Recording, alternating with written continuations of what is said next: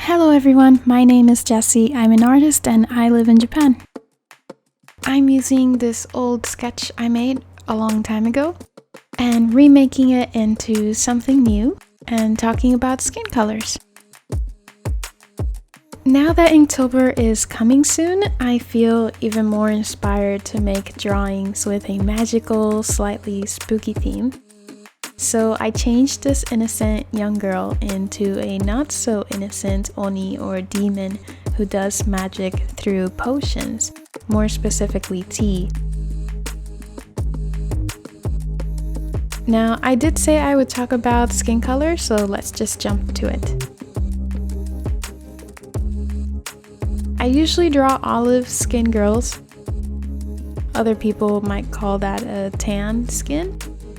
So I know all the colors that work best for highlighting and shading. When it comes to very pale skin or dark skin, I haven't practiced that much. So it took me a while, but I figured out which colors to use best for dark skin. For olive skin, I like to use different tones of oranges, browns, and peach for the flat color layer. And for highlights, I like to use light yellow, and for shading, I use either magenta or purple or something in between.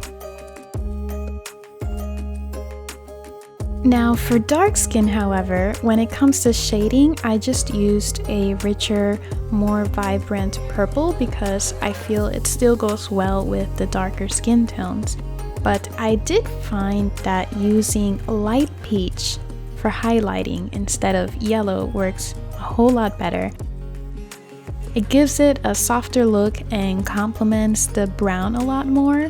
Using the same light yellow as highlights just felt very harsh, like as if it were coming from a very unnatural light source. So that's the biggest news for today. Use light peach for highlighting darker skin tones. And yeah, that's all I've got for today. Again, let me know if you are participating in Inktober or not. What are you gonna do specifically for this year if you are? And as always, thank you for watching this video. I will see you next time. Ciao!